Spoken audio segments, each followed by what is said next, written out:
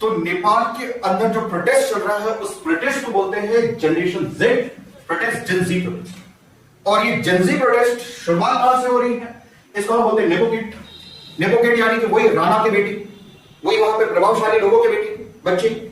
वहां पे एक मूवमेंट आया, सोशल मीडिया पे फैलाया, और सोशल मीडिया के अंदर जो मूवमेंट था जो कि कहलाता था आपका एंटी करप्शन मूवमेंट, उसको सप्रेस करने के लिए वहां की गवर्नमेंट सोशल मीडिया को बैन कर दिया।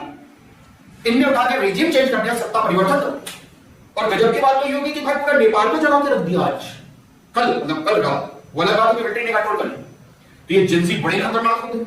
और मैंने आपको बोला ही था, एपीजे अब्दुल कलाम ने ये जनरेशन जेड जेनजी के बारे में बताया है। जेनजी वो होते हैं जिसका जन्म 1997 के बाद और 2012 से पहले हुआ है, उसको हम बोलते हैं जनरेशन जेड। 1997, 2012 के पहले और 1997 के बाद।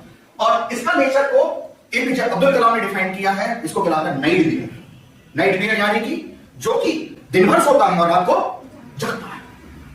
और जब रात को वही दिन को जग गया तो पूरा नेपाल के अंदर क्या कर दिया, हाहाकार मचा दिया, पीएम को ही हटा दिया, सत्ता परिवर्तन कर दिया सर। इसी चीज को हम बोलते हैं आपका नाइट बियर, और ये चीज हो रही है।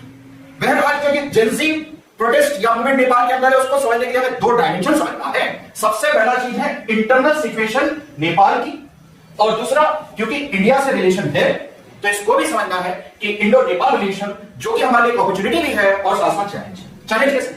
क्योंकि खुदा गवाह है हमारी बाउंड्रीज जो है, बॉर्डर जो है 1751 किलोमीटर मिलता है, किसके साथ में? नेपाल के साथ में। 5 स्टेट कनेक्टेड है, उत्तर प्रदेश, बिहार, ऐसे 5 स्टेट कनेक्टेड, और उसमें वीक कॉरिडोर है, सिलीगुड़ी कॉरिडोर, जो नॉर्थ ईस्ट का गेटवे है वही कनेक्टेड है। और अपॉर्चुनिटी कैसे? क्योंकि हमारे रिलेशन है जिसे बोलते हैं रोटी और बेटी, ये भी हमें। तो सबसे पहले हम इंटरनल सिचुएशन को समझते हैं। इंटरनल सिचुएशन के अंदर दो चीजें, सबसे पहला इशू और दूसरा आपका पब्लिक नॉस्टिया का कॉन्सेप्ट। कौन सा कॉन्सेप्ट? पब्लिक नॉस्टिया। उसको अपन अलग रखते हैं। सबसे पहले इशू समझते हैं। इशू में सबसे पहले चीज, नेपाल के अंदर महंगाई आसमान छू, इन्फ्लेशन 20 to 30%, जो बहुत खतरनाक, बेरोजगारी पूरे समय, अनएम्प्लॉयमेंट, जॉबलेसनेस, कि कोई रोजगार है ही नहीं, वहां पे इंडस्ट्री एग्जिट नहीं कर पा रही, काफी जगह एग्जिस्ट नहीं कर पा रही, कर्ज बहुत अधिक बढ़ा, और साथ ही साथ में लोग माइग्रेट करके दूसरे जगह चले जाते। आपने देखा होगा हमारे पे वॉचमैन आते थे, सब नेपाली थे, ये चीज सुना होगा। ये चीज बहुत पहले से समस्या है। अब अगर हम डेमोक्रेसी देखें उसके लिए थोड़ा पीछे जाना पड़ेगा। नेपाल के अंदर वैसे तो शासन हुआ करता था Rana, king, monarch, but transition कहां से हुआ होगा? ईयर 2006-7, वहां पे सिविल वॉर हुआ, और सिविल वॉर के बाद में यहां पे डेमोक्रेसी आ गई। क्या आ गई? डेमोक्रेसी।